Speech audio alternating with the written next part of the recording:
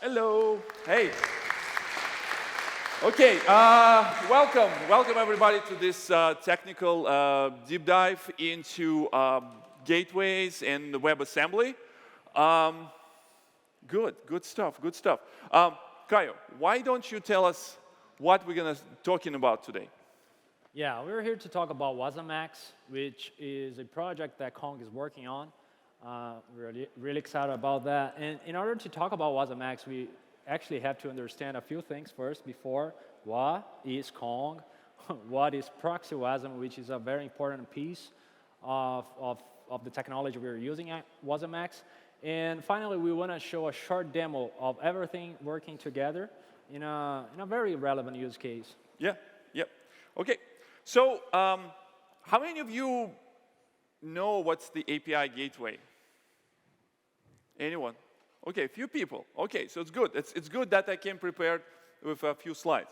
So essentially, there was a book called Enterprise Integration Patterns, and it has this like API gateway pattern there. Essentially, it's some middleman, some middleware that sits between your application, your API, and your consumers of your API. So, and what it can do interesting things. For example, it can ask you for API key in order to check if you can access this particular service, right? Or it can do things like role-based access control to check, like there's the bouncer on the front of the door and asks your credentials if you're able to go there. So API gateway is the thing that sits between you as a caller of API and the service that you need to call. And why we want to talk about Kong and what is Kong? How many of you actually know what this Kong is? I was told, like, I'm from New Jersey, but I was told like it's quite popular in Europe. Always, every time, like my colleagues say, you need to come to talk to in Europe. Like Kong is popular. How many of you heard about Kong before?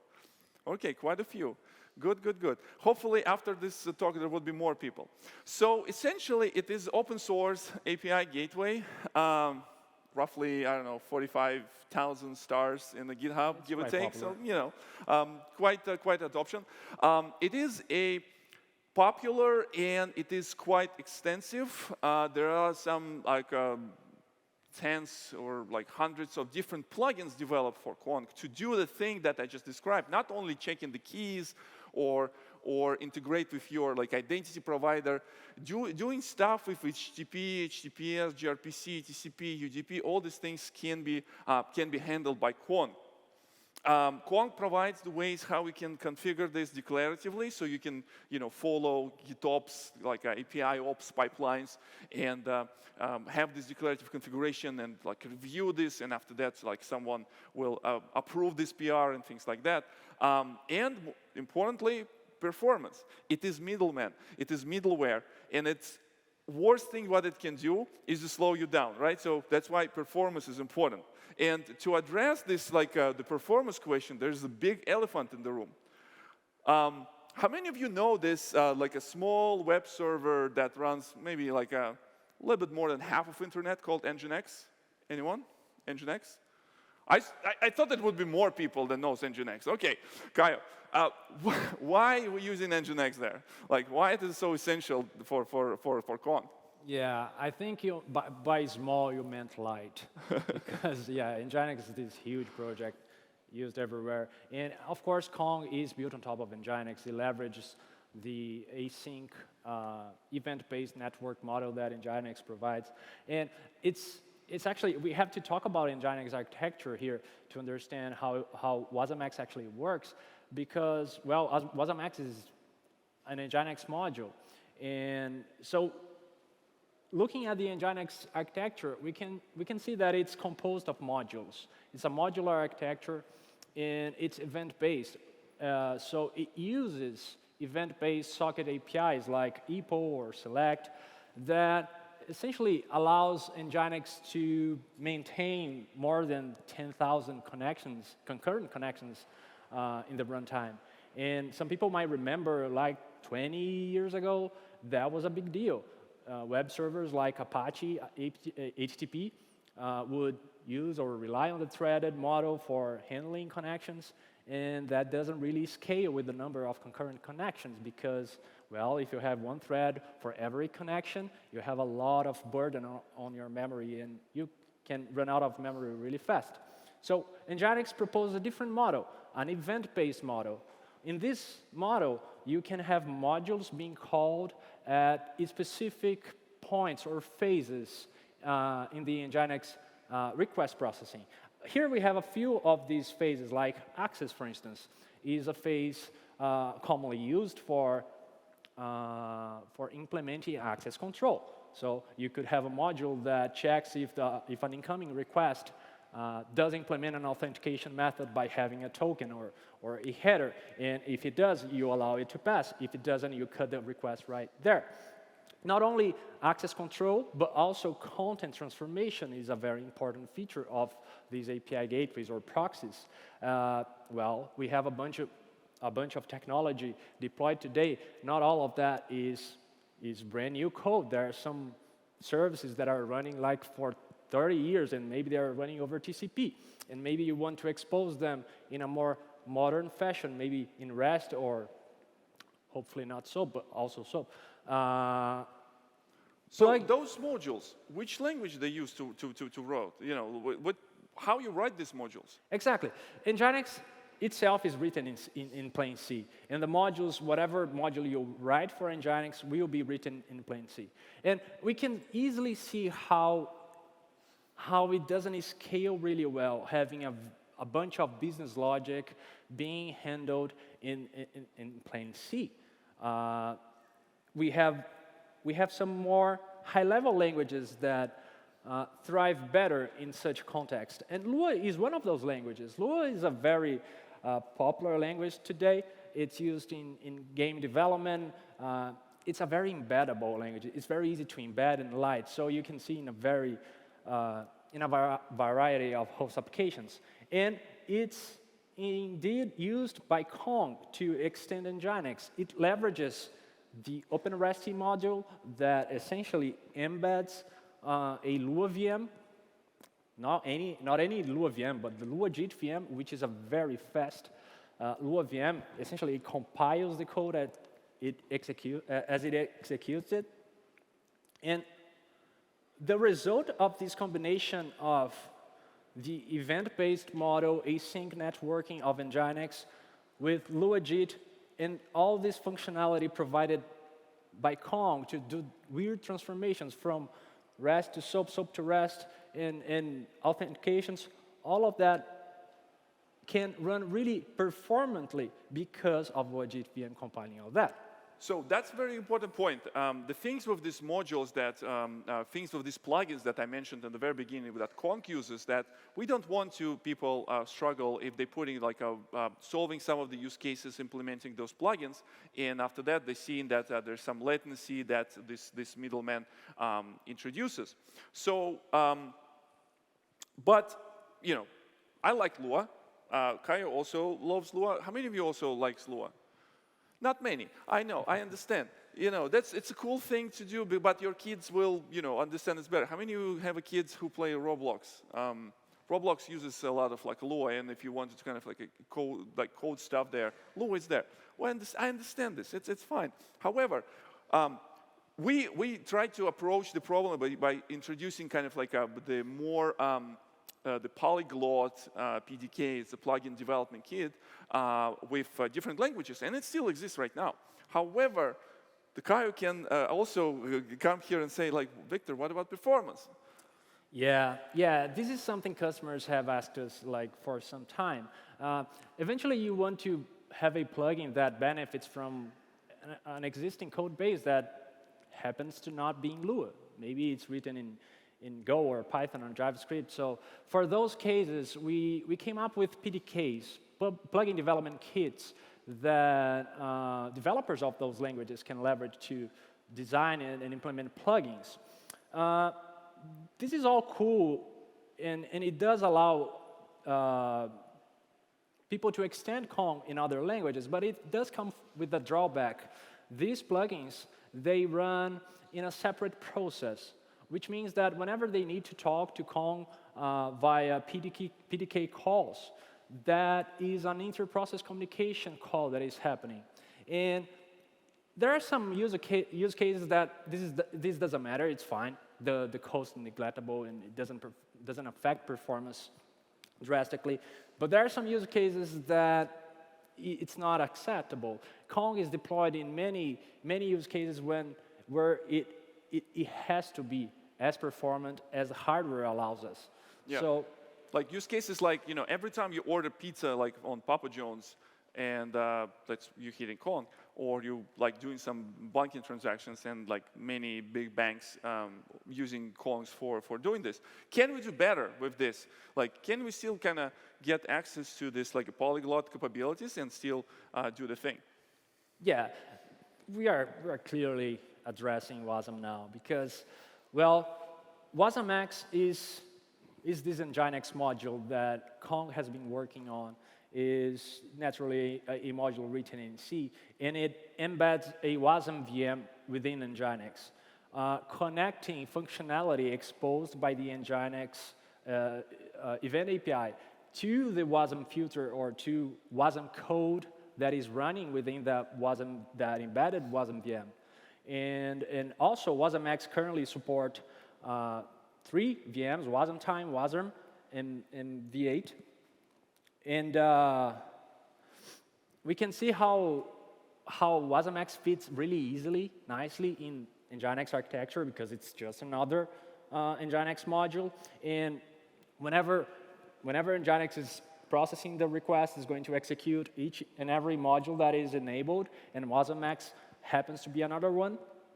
However, when we consider the Kong use case, Nginx is not as simple as plain Nginx. We do have OpenResty module, the Nginx Lua module there that's running already an existing VM, the LuaJIT VM. And now we have this new WasmX VM, or WASM VM being embedded by WasmX. And this is when things get interesting, because in this context, WasmX becomes not only an interface between the WASM VM and the host application and Nginx functionality, but sometimes also an interface between these two VMs.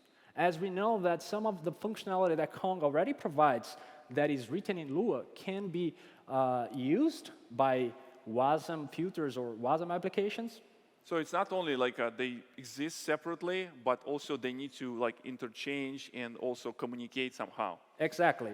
And believe me, the event-based or the async model of network makes things even more complex because, well, when you have some piece of code running the Lua VM, that might yield because of some I/O operation. And, well, maybe that I/O operation was just for the WASM VM. And WasmX is making sure that all these network calls and calls between Nginx and the WASM VM and the Lua VM are done in a synchronized fashion. And the result of that, what we are envisioning, is a state in which Kong has both functionality being provided by Lua, by the Lua ecosystem, but also the WASM land, and running together. And we know that for some time, we do believe that WASM is a prominent technology that fits this use case really well. But we will have a transition period in which people will have their legacy Lua code running, and they just can't simply put that all away and start using WASM. So we need to provide a way to seamlessly support the current technology in the upcoming WASM. I have a question here. So we have already hundreds of plugins that written and easily picked up from the hub, the plugin hub, and it can be open source plugin or it can be enterprise plugin. It doesn't matter. But who's going to write this? Filter things, you know? Who's going to write all this stuff? Yeah. And hopefully, you know, not us, right? So that's where we also want to rely on the community side of things, right? Yeah, this is when standards really shine. the way WasmX is adding support, WASM support to Nginx is by leveraging a industry standard called Proxy-Wasm, which is implemented in Envoy already, and is an interface, is a contract. As long as you have a proxy host application implementing that, the Proxy-Wasm interface, then you can have your Proxy-Wasm filter running there. This is good not only for customers, so that customers can write a single plugin and have this plugin running in Envoy, in Kong, in Nginx itself, whatever. But for us, for Kong, is also a very good opportunity to support many languages with less effort, because the SDK itself comes. Picture. Sorry about that. Yeah, I need a new profile picture. So yes. The Proxy-Wasm SDKs, the SDK is implemented already, for instance, in Rust, C++, assembly script, and it will be expanded to other languages. And whenever a new SDK is created, we automatically benefit from that. So it's a great win for Kong. We also need to understand that Proxy-Wasm is a very new standard, so it's an evolving specification, and will probably change over time. So when you mentioned this, it brings me to an interesting point. When the Envoy, hopefully many of you know that is like quite powerful HTTP server. It's another proxy server. There's some people. Thank you. Some people use Envoy in the service meshes. In Kong, we're developing different tools that allows us to, I don't know, like do all things cloud-native APIs. We have a gateway that's cloud-native, and we also build a service mesh that is Envoy-based. It's called Kuma. It's a CNCF project, and we were thinking, okay, so wouldn't it be cool, right, to use some of those filters that already exist in the community, like WASM filters. Now, I'm not talking about like native filters because it would be a little bit more complicated. And to support this. So for us as a kind of like open source project and as a company, it's also a huge benefit in future to support all these kind of things. So do you think we can show something with this and like how this thing will work? Now it's time for demo gods. All right, so what we're going to show you is Kong Gateway that does Kong Gateway thing. Can we do like maybe a little bit bigger font? Yeah. Oops. All right. Okay. So Kong Gateway will do Kong Gateway thing. So we have a internet web service called HTTP bin. It's pretty cool. You can send any type of like request there, and HTTP bin can return you something in the back. We have this HTTP bin configured using the declarative configuration inside the Kong. And if we will hit this particular HTTP endpoint, we'll get like a HTTP 200. If we can call something else, if we can call 404, we'll get 404 in response. It's a good tool for testing, so it's nothing really special here. But one of the things that you can notice here, you can see there's upstream latency, and there's some other things. Now, can we show the Kong YAML file before we change the configuration? Yeah, so right now, everything goes through the Kong. And this is how our configuration looks like. So that's what I was talking when I was talking about the declarative configuration. We have a service, which is upstream, which is HTTP bin, and we have a route. So there's nothing special here. But now we can show you how we can enable this plugin on this particular route. So you saw the plain response, and we're adding some of the functionality on the filter. On the filter side of things, can you bring the filter YAML file as well? Yeah. Yep. Yeah, so we took this, the filter written in Rust. we compile this and we deploy this in the special folder. We can show you like what kind of folder it is.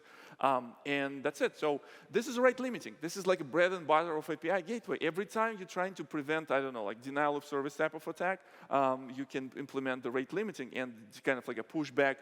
Instead of like a throw in like a 403 or a 503, you can throw different type of error. So we're going to go and update this configuration, and Kong supports like to do this in real time, so we don't need to like restart or anything. So we updated the service, and now when we're hitting the same API endpoint with HTTP bin, we should start seeing a response from this particular plugin. So this plugin will be checking the rate limiting, and we're running this in a public internet, so expect some delays. Your mileage will vary. When I tested locally, everything was like super fast.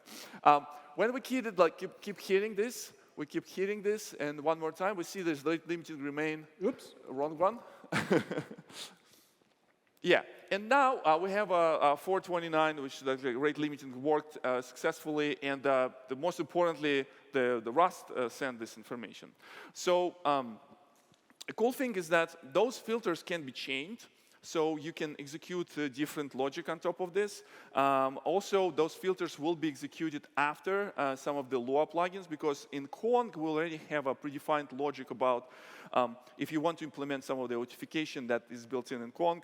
We're also handling the phases that Caio mentioned, because we're extending some of those phases, and those phases also augmented with some of the stuff that we already implemented. For example, Nginx doesn't provide you like out-of-the-box tracing capabilities with the Lua code and the things that we do in Kong. We have this like open telemetry support for traces. So that's this very simple demo that shows kind of how does it work. It is very kind of like difficult to talk about these things with the audience that expecting maybe like a little bit more hardcore stuff, but this is huge for our users who are expecting this for a while, and it's huge for community that allows not only introduce our community to this technology like a WasmX, but also introduce some of the things that community is building on the Proxy-Wasm side of things to Kong community. So that's I don't know. It's exciting stuff for us, and for the next release of Kong open source, we're going to be including this as part of the binary.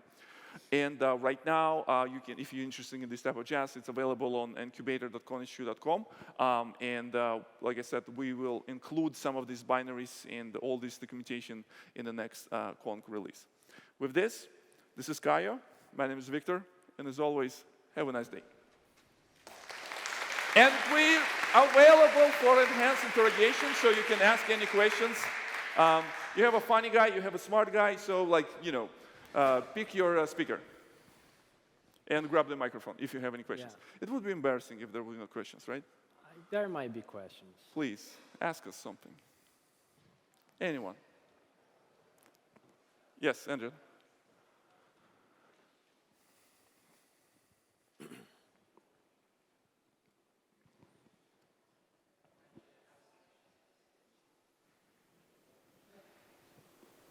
Yeah, so WasmX is like, you know, a brand of its own, and its first host thing is going to be Proxy-Wasm, right? Because that's what you all were, user demand was to use the Proxy-Wasm stuff.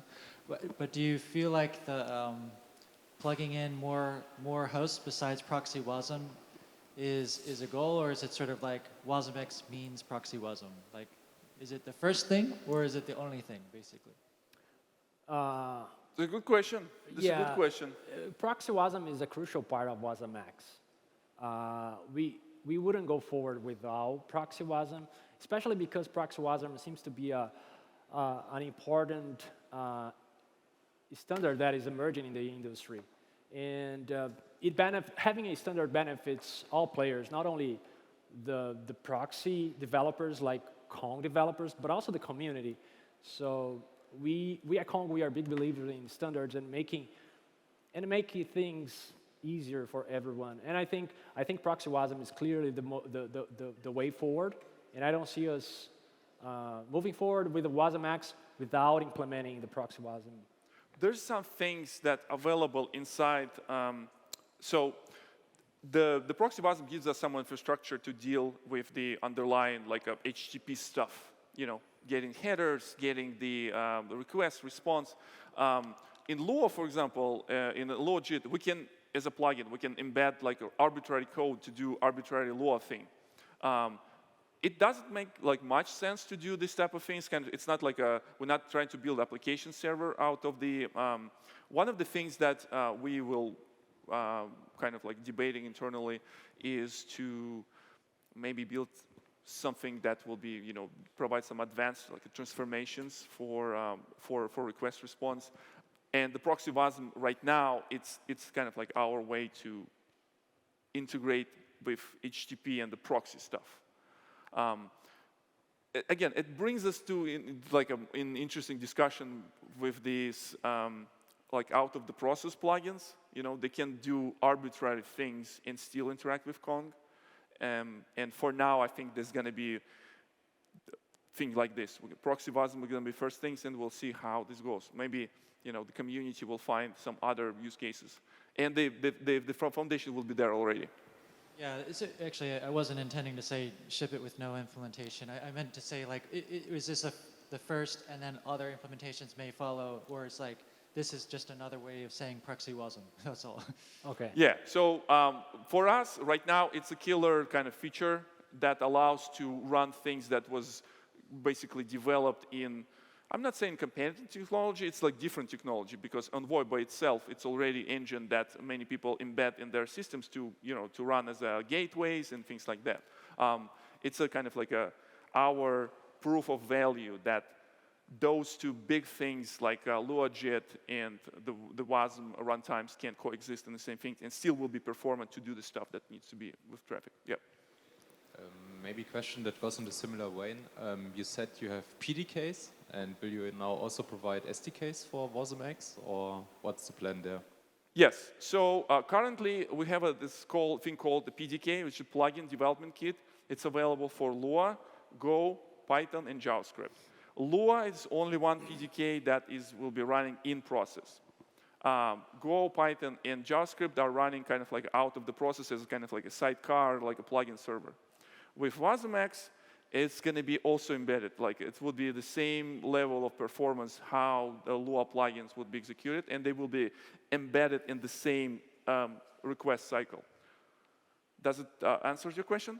The question was about, will there be a SDK provided, or is this up to the community to use it properly? This is a very good question. That's what I was asking you about this. So are you talking about like Kong-specific things on top of ProxyWasm, or just like, you know, the ProxyWasm what gives us this? Because SDK is a ProxyWasm.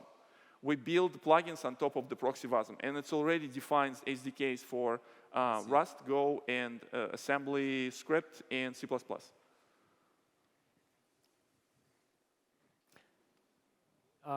If there are any other questions, you can also reach us, and we can talk after.